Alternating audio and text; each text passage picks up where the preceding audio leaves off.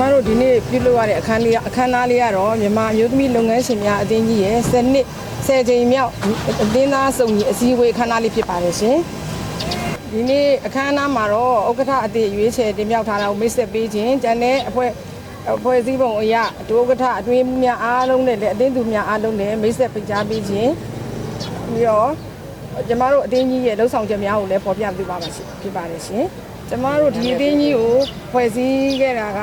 2015ခုဒီဇင်ဘာ26ရက်နေ့စတင်ဖွဲ့စည်းခဲ့ခြင်းဖြစ်ပါတယ်ရှင်။အဲ့ဒီအချိန်မှာကလေးကကျမဒီအသင်းကြီးရဲ့ဒုဥက္ကဋ္ဌတာဝန်ကိုယူပြီးတော့ဆောင်ရွက်ခဲ့ရပါတယ်။ယခုနေ့တင့်မြင့်ဆောင်2026အစည်းအဝေးရဲ့ဆုံးဖြတ်ချက်အရ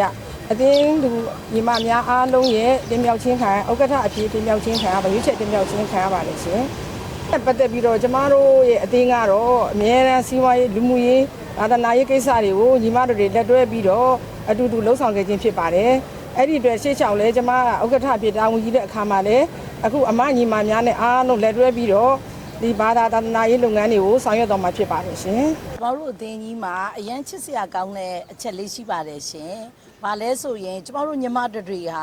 နေရပေးရင်ကိုတယောက်နဲ့တယောက်လေးနေရဟာအဓိကမဟုတ်ဘဲနဲ့ဟိုပေါ့နော်တဦးရဲ့အားနည်းချက်ကိုတဦးရဲ့အားသာချက်နဲ့ပူးပေါင်းပြီးယနေ့ထိဝိုင်းဝန်းပံ့ပိုးကူညီကြတဲ့အတွက်ကျမတို့က10နှစ်တိုင်အောင်ဒီခရီးလေးကိုရှောက်ခဲ့ကြတာပါကျမတို့အသင်းကြီးရဲ့ညီမတွေက